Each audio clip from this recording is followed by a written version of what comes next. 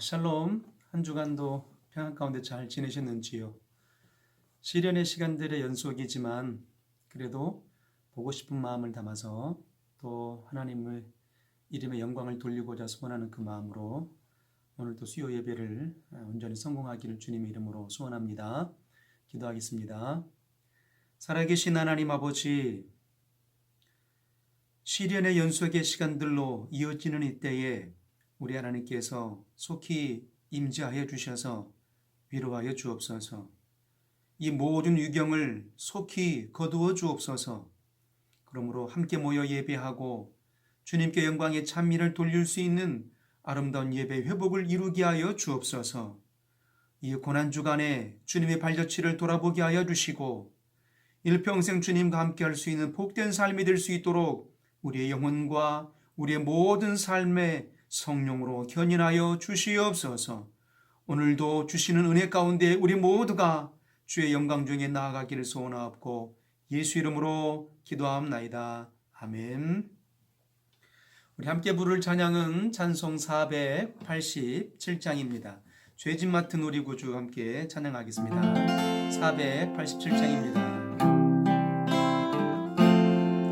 죄짓 맡은 주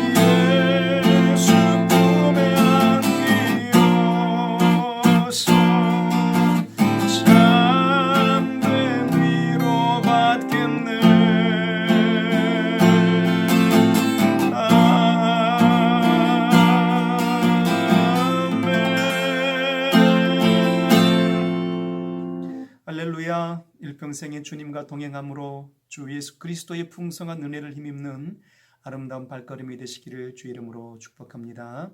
오늘 나눌 하나님의 말씀은 마가복음 14장이 되겠습니다. 마가복음 14장 1절로 11절까지의 말씀을 우리 한 절씩 천천히 합독하도록 하겠습니다. 마가복음 14장 1절로 11절까지의 말씀입니다. 길지만 우리 또박또박 한 절씩 다 같이 합독하도록 하겠습니다. 시작. 이틀을 지나면 유월절과 무교절이라 대제사장들과 서기관들이 예수를 괴계로 잡아 죽일 방책을 구하며 가로되 미녀가 날까 하노니 명절에는 말자 하더라.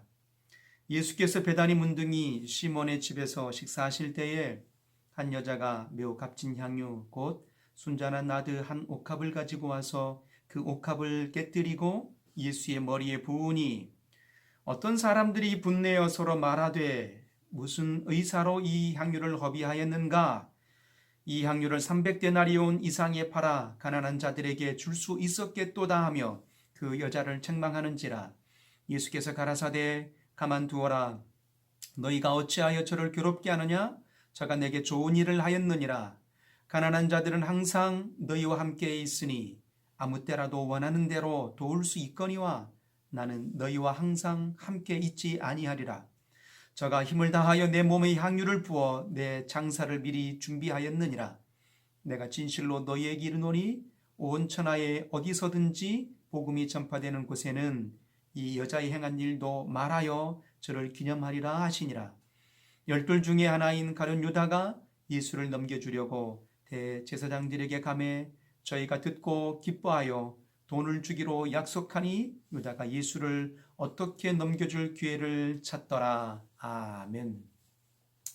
오늘 나눌 설교의 제목은 주님의 고난과 부활의 여정이라는 제목입니다. 아시겠지만 지난 주일 종료주일을 시작으로 월요일부터서 고난주간이 시작이 되었습니다. 고난주간은 예수님의 마지막 일주일을 기념하는 주간입니다. 예수님의 예루살렘 입성부터 십자가에 죽으시기까지의 일주일을 기념하는 주간을 의미하죠. 그래서 고난주간의 일주일의 여정은 각 날마다 독특한 명칭과 의미가 있습니다. 우리 교회는 오랜 동안 신앙생활 했어도 고난주간이라는 의미를 별로 그렇게 두지를 않았었죠. 그럼 사순절의 기간도 별로 의미를 두지 않았고요. 다만 이제 부활절만 조금 의미를 두었었는데요. 물론 그 의미의 중심을 퇴색되었다라는 것은 아닐지도 모르겠습니다. 하지만 고난주간과 사순절의 의미들 그리고 주님의 그의 모든 행적들을 그 발자취들을 뒤따라가면서 그 의미를 곱씹어보는 것 또한 신앙의 좋은 본보기가 되는 게 아닐까 이런 생각이 듭니다. 그래서 주 예수께서 죽으시고 부활하시기까지의 그 일주일의 여정을 지난 과정들을 고난주간이라 이렇게 말하게 되는데 예수 그리스도의 행적에 따라서 그 각각의 요일마다 행적에 따라서 이름과 의미를 붙여놓게 됩니다. 주님이 하신 일들을 되새기기 위함이죠. 그래서 이 한 주간에 시간을 보내면서 주님의 고난을 돌아보고 또 주님의 참 사랑을 알게 될 수 있다면 아마도 우리 신앙이 더욱 성숙할 것이라고 확신하게 됩니다. 고난주간의 일주일 여정을 살펴보면서 우리가 주님의 행하셨던 그 일들 그리고 어떻게 그 간절한 마음으로 순종의 길을 걸으셨는가를 한번 곱씹어 보기를 소원합니다. 먼저는 고난주간의 일주일의 그 모든 여정을 되돌아보게 할 때 먼저 된 순서는 잘 아시는 것처럼 지난 주일이죠. 3일 전의 주일. 그날이 바로 언젠가 하니 바로 예루살렘 입성하신 날입니다. 종료주일이라고 말하기도 하죠. 왜 종료주일이라고 말할까요? 왜냐하면 예수께서 예루살렘을 입성하시는 그날을 축하하는 그 날이기도 합니다. 그래서 고난주간이 시작되는 그 첫째 날 주일로서 이제 이날 주님께서 어린 나귀를 타고 예루살렘에 또 입성하지 않습니까? 그때 이제 만왕의 왕 되신 예수님이 겸손하게 어린 나귀를 타고 예루살렘으로 입성하시게 됩니다. 그때 많은 사람들이 옷을 벗어서 길에 펴고 또 종려나무 가지를 깔고 그리고 종려나무를 흔들면서 많은 군중들이 외칩니다. 호산나 찬송하리로다 라고 주의 이름으로 오신 이여라고 하면서 환호하면서 선포하게 되죠. 그래서 이날을 종려주일, 종려나무로 주님의 예루살렘 성을 환영했다, 환송했다라는 그 의미로 종려주일이라고 말하고 호산나 찬송하리로다라고 외쳤으니 또한 호산나 주일이라고도 말하기도 합니다. 그리고 이날 예루살렘 입성하신 날인 관계로 예루살렘 입성의 날이라는 제목의 타이틀이 붙기도 합니다. 자, 이때 우리가 종려주일을 한번 생각해 보면서 예루살렘에 입성하셨던 주님의 모습을 한번 상기해 봅니다. 그때 주님이 나귀를 타고 예루살렘에 입성하시게 되는데 그 나귀가 어떤 나귀였을까 하는 겁니다. 어린 나귀거든요. 성장된 나귀가 아닙니다. 어린 나귀. 아무도 타보지 않는 어린 나귀라고 성경은 그렇게 말하고 있습니다. 우리가 이 어린 나귀에 집중해 볼 필요가 있습니다. 사람들이 소리를 지릅니다. 호산나 찬송하며 외칩니다. 그리고 종려가지를 흔듭니다. 그런데 이 훈련되지 않는 어린 낙이었지 않았겠습니까? 한 번도 사람을 태워본 적이 없는 그런 낙이었습니다. 자, 그런데 놀라운 것은 이 어린 낙이가 사람들이 그렇게 소리치며 또 그렇게 복잡한 그런 환경 속에서도 예수님을 등에 태우고 가는데 한 번도 예수님을 떨어뜨리지 않습니다. 바로 순종의 본을 보이는 역사를 보이는 거죠. 다시 말하게 되면 순종의 본을 보이신 예수 그리스도를 닮은 모습이 뭐냐? 어린 낙이었다는 얘기입니다. 자, 이제 예수께서 예루살렘에 입성하시고 난 다음에 이제 그 다음 날부터서 이제 어떤 날인가 하니 바로 고난주간의 시작입니다. 월요일이 되는 거죠. 그 월요일 날은 무슨 날인가 하니 성전 정화의 날이라고 말합니다. 마가복음 11장 12절 이하부터서 이제 기록이 되어 있습니다. 예수님께서 예루살렘에 입성하셔서 성전을 청결케 하십니다. 타락한 종교에 대한 경고 그리고 책망을 통해서 자신이 하나님의 아들이심과 또 성전의 주인 되심 그리고 성전 자체이심을 나타내신 날입니다. 예수께서 성전에 들어가셔서 성전 안에서 매매하는 자들을 내어 쫓으시고 돈 바꾸는 자들의 상과 비둘기 파는 자들의 모든 의자를 둘러 부시고 이렇게 선포하시죠. 내 집은 만민의 기도하는 집이라 칭함을 받으리라고 하지 아니하였느냐? 그런데 너희는 강도의 구려를 만들었도다 하시면서 제사장들의 타락으로 더럽혀진 성전을 보고 격분하셨습니다. 오늘날도 보게 되면 성전 안에서 곧 교회 안에서 돈을 버는 장소로 사용하는 사람들을 봅니다. 아주 담대하죠. 대담하죠. 놀라지 않을 수가 없습니다. 주 예수 그리스도의 피 흘린 흔적이 있는 이 성전 안에서 교회 안에서 바로 돈을 버는 장소로 사용하고 있는 성직자들 그리고 교인들을 바라보게 될 때 정말 그들의 대담함에 대범함에 놀라지 않을 수 없습니다. 그러므로 주님은 참 제사장의 자격으로 성전을 성결케 하신 것입니다. 이는 우리 자신이 거룩한 전이 되어야 함을 알게 하신 것이죠. 교회는 성결해야 됨을 강조하신 이유가 바로 여기 있는 것입니다. 이날 그리고 성전을 정화하신 그 이날에 또 한 가지 사건이 일어나게 되는데 예수님께서 배가 고프셔서 무화과 나무를 열매를 먹고자 합니다. 그런데 잎은 무성했는데 열매가 없음을 보시고 그 나무를 저주하신 사건도 바로 이날 월요일날 고난주간의 월요일날 행해진 사건의 하나입니다. 이 무화과 나무의 열매를 보고자 원하셨으나 먹지 못하고 나신 이 비유를 통해서 우리가 알 수 있는 사건이 뭐겠습니까? 신앙은 입만 무성한 역사를 하나님 원하지 않는다라는 사실이죠. 행함과 실천이 없는 신앙을 경고하신 것입니다. 그러므로 일평생 우리의 모든 삶은 가장 먼저 우리가 예수께서 예루살렘 성에 입성하셔서 성전을 정화하셨다라는 그의 의미를 좀 우리가 되새겨볼 필요가 있는 것입니다. 왜 주님께서 부활의 여정 가운데 가장 먼저 예루살렘 성에 입성하셔서 성전을 정화하셨을까 하는 얘기예요. 왜냐하면 성전은 하나님의 기도하는 집입니다. 더하여 하나님의 집이십니다. 그리고 교회의 주인 되신 이가 예수 그리스도였지 않았겠습니까? 끝으로 이 성전된 자가 누구이겠습니까? 우리 자신 아니었겠습니까? 다시 말하게 되면 우리 영혼이 거룩하지 못하게 되면 주 예수 그리스도의 여정 가운데 이룰 수 없다라는 얘기입니다. 영광의 부활에 이룰 수 없다라는 얘기예요. 그래서 가장 먼저 하신 일이 성전 정화의 일이었고, 그리고 열매 없는 신앙에 대해서 바로 그 무화과 나무를 저주하신 것입니다. 이로써 우리 일평생 우리 모든 삶은 거룩한 영혼이 되기를 소원합니다. 열매 맺는 신앙생활, 실천함이 있고 행함이 있는 신앙이 되시기를 주님 이름으로 소원합니다. 자, 그리고 이제 둘째 날 화요일입니다. 고난주간의 둘째 날 화요일인데 이 날은 변론의 날이라고 합니다. 마가복음 11장 20절부터서 이제 13장까지 이어지는 사건들의 내용입니다. 제사장들과 서기관들은 주님을 올무에 빠뜨리려고 많은 질문을 하게 됩니다. 대표적으로 가이사에게 세를 바치는 것이 가합니까?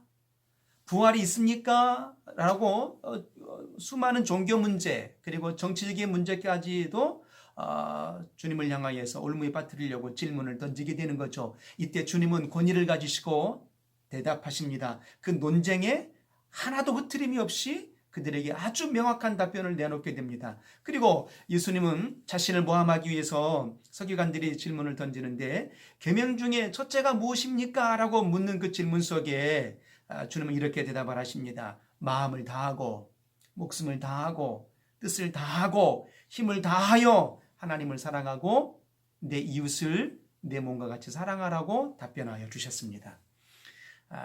이 놀라운 역사의 사건들 속에 그 누구도 이런 방과하지 못하는 정말 명확한 율법을 범하지 아니하시고 하나님의 모든 실체를 답변해 주시는 그 명쾌한 해답을 내려주신 날, 그래서 고난주간의 둘째 날을 변론의 날이라고 말하고 있는 거죠.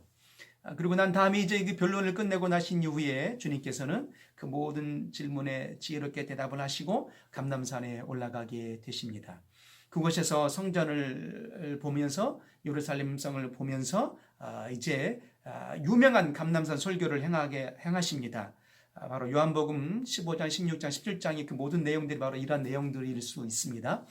그리고 이제 이날 아침에 보게 되니까 전날에 저주한 무화과 나무가 뿌리로 붙어서 말라짐을 보게 됩니다. 이 사건과 관련하여서 우리가 주님은 제자들에게 참된 믿음은 시인하는 대로 됨을 가르쳐 주는 것이라고 말할 수 있죠. 기도에도 응답받지 못하는 것을 우리가 많은 일들이 있죠. 그럴 때 우리가 어떻게 합니까? 기도하고 난 다음에 우리가 우리 언어를 좀 점검해 볼 필요가 있습니다. 우리가 시인하는 대로 된다, 믿음은 시인하는 대로 된다라고 이렇게 가르쳐 주셨음에도 불구하고도 우리가 기도하고 난 이후에 우리가 말한 그 모든 기도의 내용을 우리가 거두게 된 일들을 많이 보게 됩니다. 과연 이것이 될까? 의심하는 모든 순간에 우리가 기도하는 내용들, 시인하는 내용들을 다시 거두어드리는 우를 범하게 되는 것입니다. 자, 그때 우리가 기도한 내용들, 믿음으로 시인한 모든 내용들을 거두게 된다면 우리를 모든 그 위경 속에서 건져주신다라고 약속하셨던 그 약속이 말씀마저도 포기하고 되는 우를 범하고 마는 것입니다. 그렇다면 다시 말해서 우리가 할 수 없다고 말하게 된다면 그 말이 우리를 채찍처럼 휘감아 올무가 되게 된다라는 얘기입니다.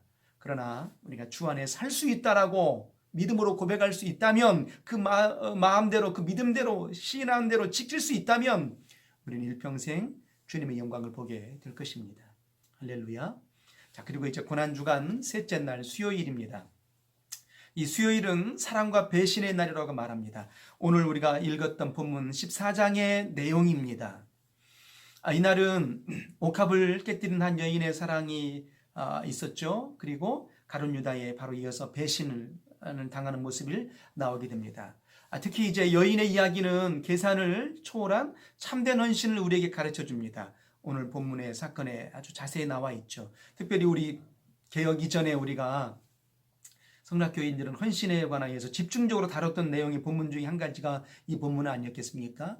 우리는 이 본문 속에서 헌신을 많이 해야 된다, 모든 것을 다 아낌없이 해야 된다라고 헌신만 강조하는 내용으로 이 본문을 보았습니다. 자, 그런데 이 본문은요, 헌신만 강조하는 그런 본문이 아닙니다. 예수님의 고난 앞에 그 큰 사랑을 돌아보지 못하는 그저 목적의식에 사로잡힌 그 안타까운 모습으로 지난 내용이 아니라 바로 이 헌신을 통해서 물질적인 헌신의 유무로 구별되는 그런 내용들을 결론 짓는 내용이 아닌 것입니다. 그래서 우리가 그 헌신의 모습들 속에서 과거에는요, 헌신한 사람들은 우울감에 사로잡히기도 했습니다.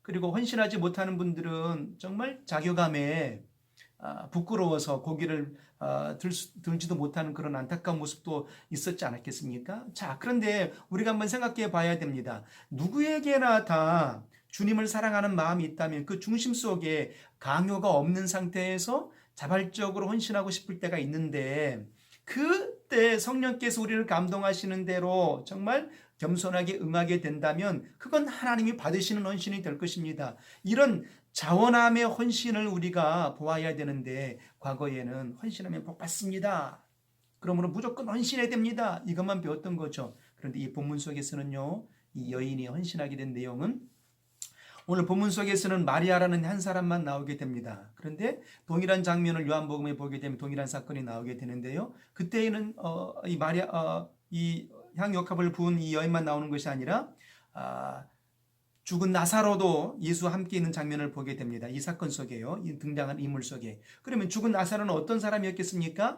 예수께서 죽은 나사로를 살려내신 그 역사의 은혜를 입은 자입니다. 그리고 오늘 향유옥합을 부은 자는 누구였겠습니까? 바로 요한복음 8장에 가늠하다가 현장에서 잡힌 그 여인이 바로 이 옥합을 깨뜨린 여인입니다. 가늠하다 잡혔던 그 여인이 돌에 맞아 죽어야 되는 그 순간에 예수께서 누구든지 돌 없는 자가, 죄 없는 자가 치라 했을 때 사람들이 다 물러갔습니다. 그리고 이 여인을 용서해 주지 않습니까? 용서받았던 그 은혜의 여인이 바로 이 막달라 마리아였던 것입니다. 자, 그러면 죽은 나사로가 다시 살아나게 되었던 그의 역사의 나사로와, 그리고 죽을 수밖에 없었던 그 가늠하던 현장에 잡힌 그 이 여인은 어떻게 합니까? 모든 것을 통틀어서 감사의 역사로 하나님 앞에 헌신한 그 잔치를 벌였던 이 내용이 있죠. 그런데 이날 이 사건 속에 어떤 일들이 일어납니까? 14장 1절과 2절에 보게 되면요, 제사장들과 서기관들은 예수를 죽일 계기를 삼습니다. 그리고 이 향유옥합을 깨뜨렸던 사건 이후에 바로 10절과 11절에 바로 어떤 사건이 나오게 되죠? 바로 가룟 유다가 예수를 돈 주고 죽음으로 내모는 그런 배신의 사건이 나오게 됩니다. 자, 두 가지 양상입니다. 은혜 받았던 참 증인들은 그의 모든 것을 다 주님께 드려서 그의 예수 그리스도의 죽음을 예비합니다. 자, 그런데 종교인들, 하나님을 사랑하고 섬겼다라고 말했던 그 종교인들은 예수를 죽일 계획으로 모였던 것입니다. 그리고 주님의 제자라고 말했던 가룟 유다는 예수를 돈 주고 팔려고 했던 것입니다. 이게 얼마나 안타까운 모습이겠습니까? 아이러니의 사건이 두 가지가 일어나는 거죠. 자, 이때 이 수요일에 일어났던 이 일들, 오늘 이 일들 속에 우리는 이 두 가지의 경우 속에 우리는 선택의 기로에 놓여 있는 것입니다. 예수를 파시렵니까? 아니면 주 예수의 죽음을 예비하시렵니까? 여러분의 온전한 합당한 선택을, 믿음의 선택을 이루시기를 주님의 이름으로 소원합니다. 자, 그리고 이제 넷째 날 목요일입니다. 잘 아시는 것처럼 목요일은 최후의 만찬의 날입니다. 마가복음 14장 12절부터 25절까지 나와 있고 요한복음 13장에 아주 잘 기록되어 있습니다. 자, 이날 바로 아주 그 유명한 최후의 만찬의 날인데요, 예수님께서 제자들에게 최후의 만찬을 통해서 마지막 교훈을 주신 날이기도 합니다. 자, 그리고 예수님께서 제자들의 발을 씻겨준 날이어서 세족의 날이라고 말하기도 합니다. 제자들의 발을 씻겨주셨던 그 사건을 의미하는 거죠. 그래서 예수님은 마가의 다락방에서 제자들의 발을 씻겨주시면서 새 계명을 그들에게 선포하십니다. 새 계명을 너에게 주노니 서로 사랑하라고 말씀하셨습니다. 죽기 전 마지막 날임을 아셨음에도 불구하고도 제자들을 사랑하시되 끝까지 사랑하시는 주님의 참된 모습을 보게 됩니다. 이날 고별사를 하신 후에 밤 11시쯤에 이제 겟세마네 동산에 올라가셔서 땀방울 핏방울 되기까지 기도하셨던 그 역사가 이어지는 겁니다. 그 유명한 사건이죠. 기도하는 사건 말입니다. 이 잔이 내게서 진행하기를 원합니다 라고 하셨던 그 역사의 날이 바로 목요일입니다. 고난주간의 목요일이죠. 죽기 전날 밤입니다. 바로 최후의 만찬과 함께 땀방울 핏방울 되기까지 기도하셨던 그날이었던 겁니다. 자, 이때 이 내일이면 목요일이 되게 되는데요. 이 목요일 날 우리가 한번 고민해 봐야 될 이유가 뭐겠습니까? 예수께서 기도하러 올라가셨을 때 제자들과 함께 올라가십니다. 그런데 주님이 제자들에게 이렇게 말씀하십니다. 내가 죽기까지 고민하사였거든요. 우리가 주님을 사랑합니다. 그러나 얼만큼 사랑하십니까? 주의 뜻을 이루고자 소원합니다. 어느 만큼 이루기를 원하십니까? 주님처럼 죽기까지 고민하시면서 그렇게 주님의 일들을 이루고자 소원하십니까? 아니었을 겁니다. 그러므로 우리가 이 고난주간에 내일이 되면 모든 날들 속에 주님의 뜻을 이루고자 소원함으로 정말 고민하는 주님의 모습을 담기를 주의 이름으로 소원합니다. 자, 그리고 5일째 되는 금요일입니다. 이 금요일은 주님께서 십자가에 달리신 날이죠. 그래서 순환의 날이라고 말합니다. 마가복음 15장 16절 이하에 아주 잘 기록되어 있습니다. 이날은 인간을 구원하기 위해서 예수 그리스도께서 십자가에 돌아가신 날입니다. 놀라운 사랑을 보여주신 날이시죠. 주님께서 십자가에 못 박히신 그 슬픈 날이기도 하지만 하나님께서는 그리스도의 생애를 통해서 인간을 위한 그의 바른 길을 보여주신 것입니다. 이 역사를 통해서 우리가 뭘 보아야 되겠습니까? 그리스도의 생애를 통해서 인간을 위한 그의 사역을 모든 역사 속에서 십자가에서 성취하신 날입니다. 슬프지만 아버지의 뜻을 이루신 날이고 인류가 구원함에 죄에서 용서를 받게 된 놀랍고 능한 날이기도 합니다. 그래서 서양에서는 이 날을 선한 금요일이라고 말합니다. Good Friday라고 말하죠. 선한 금요일, 우리가 용서를 받은 날이다라는 얘기입니다.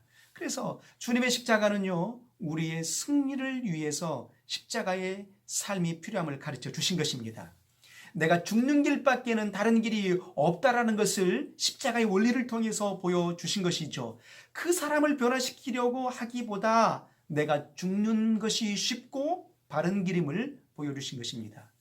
내가 변하지 않고 그 사람을 변화시키는 길은 불가능한 길입니다. 주님께서도 그 길이 불가능하다는 것을 아셨기 때문에 십자가의 길을 택하신 것입니다. 그러므로 우리에게 필요한 최대의 신앙은 자기의 죽음을 고백하는 신앙이 되기를 주 이름으로 소원합니다. 우리 개혁의 여정 속에 쉽게 보는 게 뭡니까? 당신이 변화되어야 됩니다 라는 것을 많이 듣게 됩니다. 그런데 진정한 주님의 십자가의 사랑을 받은 자라면 이것은 옳지 않습니다. 옳은 것이 무엇이겠습니까? 내가 변화되어야 되는 것입니다. 그때 진실로 주님의 사랑에 동참하는 자가 될 것입니다. 이제 죽으시고 이제 무덤에 장사한 토요일입니다. 이미 주님께서는 죽으시고 무덤에 장사 지낸 바가 되었습니다. 그래서 이날은 비의 날이라고 말합니다. 또 안식의 날이라고 말합니다. 또 부활을 준비하는 날이었기 때문에 예배의 날이라고도 말합니다. 고난주간이 끝나는 토요일은 6월절이 시작되는 첫 안식일임과 동시에 사순절의 최후의 날이기도 합니다. 아버지께서 맡기신 그 사명을 다 이루신 후에 그 영혼은 아버지의 품에서 육신은 아리마대 요셉의 새 무덤에 장사 지낸 바 된 그날이기도 합니다. 그래서 부활을 준비하신 것이 있죠. 때문에 고난 후에 받으실 영광을 위한 조용한 안식의 시간이었을 겁니다. 이날 어찌 됩니까? 무덤에 장사 지낸 후에 제자들은 뿔뿔이 흩어집니다. 한번 생각해 봐야 됩니다. 다 뿔뿔이 흩어진 그 모습들 속에서 나도 시련과 고난 속에서 예수를 등질 수 있겠구나 하는 얘기입니다. 그러나 끝까지 예수 그리스도를 붙드는 인생, 예수 그리스도의 부활을 의지하는 참 아름다운 신앙이 되기를 주 이름으로 소원합니다. 자, 그리고 드디어 주일입니다. 4월 12일 부활절이죠. 영광스러운 부활의 날을 맞이하게 된 것입니다. 바로 그날이 이번 주일이지 않겠습니까? 4월 12일입니다. 죽음에서 생명으로 부활하신 날입니다. 십자가의 길은 승리를 위한 영광의 길입니다. 이 한 주간 주님의 고난을 생각하면서 회개와 경건의 십자가를 지고 부활의 승리를 이루시기를 주님의 이름으로 소원합니다. 이제 마지막으로 말씀을 정리합니다. 오늘 본문 가운데 사람들은 한 여인이 욕합을 깨뜨리고 예수의 머리에 부은 그 역사를 통해서 분을 냅니다. 무슨 의사로 향유를 합의하였느냐라고 말합니다. 자, 그런데 주님은 저가 내게 좋은 일을 하였느니라 라고 말씀하십니다. 바로 8절, 저가 힘을 다하여 저가 내 몸에 향유를 부어 내 장사를 미리 준비하였느니라 하셨던 것입니다. 선한 일을 하셨다 이 말입니다. 믿음의 일을 하셨다 합니다. 그래서 그 여인은 주님의 죽으심을 예비한 자가 된 것이죠. 그래서 우리도 이와 같이 주님의 죽으심과 부활의 여정을 기념하며 함께 온전한 신앙 이루시는 자가 되기를 주 이름으로 소원합니다. 은혜에 감사한 삶으로 부활을 준비하십시오. 비록 가정에서 예배할지라도 하나님 앞에 영광의 임무를 준비하고 부활을 맞이하십시오. 그리고 비록 우리가 우리의 삶이 하나님과 함께할 수 없는 이 처지에 놓여 있다 할지라도 일평생 주의 영광의 그늘 아래 거하여서 부활의 기쁨과 부활의 영광의 소망 중에 나아가는 아름다운 발걸음이 되시기를 주님의 이름으로 축복합니다. 할렐루야. 기도하겠습니다. 생명의 하나님 아버지, 오늘 우리에게 고난주간의 그 일주일의 여정의 발걸음들을 다시 되새기게 하여 주셔서 감사합니다. 종려주를 통하여서 호산나 외쳤던 그 모습을 생각하게 됩니다. 어린 나귀가 그토록 순종하여서 주 예수 그리스도를 떨어뜨리지 아니하고 예루살렘까지 입성하였던 그 역사처럼 우리도 순종하는 삶이 되게 하여 주옵소서. 성전을 정화하셨사오니 우리의 영혼의 성전을 정화하여 주옵소서. 변론하시되 끝까지 아버지 하나님을 사랑하라 명하셨던 그 사랑을 우리도 담게 하여 주옵소서. 하나님, 향유값을 부었던 그 여인처럼 우리도 우리의 모든 것을 통틀어서 주 앞에 모든 것을 쏟아부어 주님을 사랑하며 헌신하는 삶이 되게 하여 주옵소서. 제자들의 발을 씻겨주시고 죽기까지 기도하셨던 그 모습을, 고민하셨던 그 모습, 주님의 모습을 담게 하여 주옵소서. 이제 주님이 당하셨던 고난의 순환의 역사처럼 십자가에 죽으셨던 그 역사처럼 우리도 인류를 향하여서 주 예수께 받은 은혜를 나눌 수 있는 자가 되게 하여 주시고 부활의 영광 중에 나아가는 삶이 되게 하여 주옵소서. 예수 이름으로 기도하옵나이다. 아멘. 일평생 부활의 기쁨과 소망 중에 나아가는 아름다운 삶이 되기를 주님의 이름으로 축복합니다. 할렐루야. 감사합니다.